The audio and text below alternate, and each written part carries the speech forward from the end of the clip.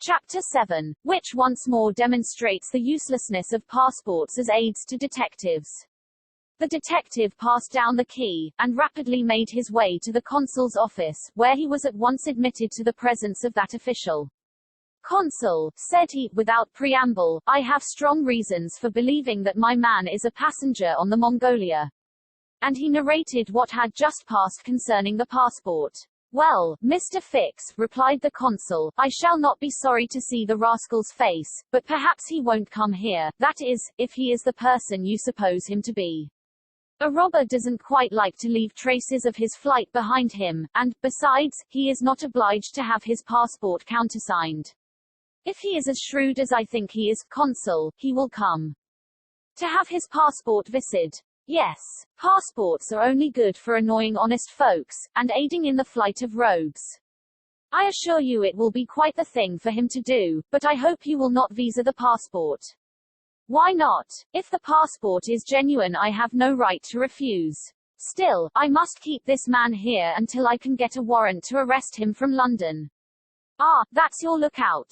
But I cannot." The consul did not finish his sentence, for as he spoke a knock was heard at the door, and two strangers entered, one of whom was the servant whom Fix had met on the quay.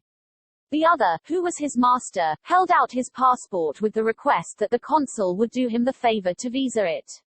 The consul took the document and carefully read it, whilst Fix observed, or rather devoured, the stranger with his eyes from a corner of the room. "You are Mr. Phileas Fogg," said the consul, after reading the passport. "I am. And this man is your servant?" "He is a Frenchman, named Passepartout." "You are from London?" "Yes. And you are going to Bombay?" "Very good, sir. You know that a visa is useless, and that no passport is required." "I know it, sir," replied Phileas Fogg, "but I wish to prove, by your visa, that I came by sewers." "Very well, sir." The consul proceeded to sign and date the passport, after which he added his official seal. Mr. Fogg paid the customary fee, coldly bowed, and went out, followed by his servant. "Well?" queried the detective. "Well, he looks and acts like a perfectly honest man," replied the consul. "Possibly, but that is not the question. Do you think, consul, that this phlegmatic gentleman resembles, feature by feature, the robber whose description I have received?" "I concede that, but then, you know, all descriptions, I'll make certain of it," interrupted Fix.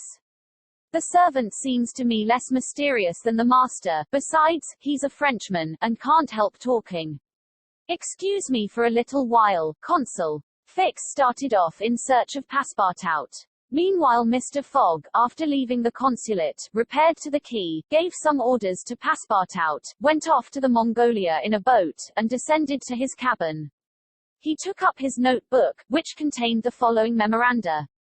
Left London, Wednesday, October 2nd, at 8:45 p.m. Reached Paris, Thursday, October 3rd, at 7:20 a.m. Left Paris, Thursday, at 8:40 a.m. Reached Turin by Mont Cenis, Friday, October 4th, at 6:35 a.m. Left Turin, Friday, at 7:20 a.m. Arrived at Brindisi, Saturday, October 5th, at 4 p.m. Sailed on the Mongolia, Saturday, at 5 p.m. Reached Suez, Wednesday, October 9th, at 11 a.m. Total of hours spent, 158 plus, or, in days, 6 days and a half.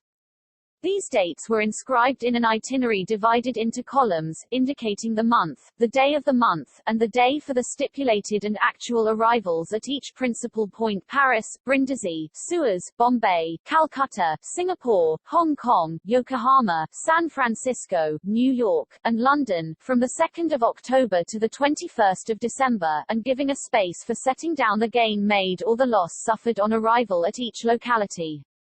This methodical record thus contained an account of everything needed, and Mr. Fogg always knew whether he was behindhand or in advance of his time.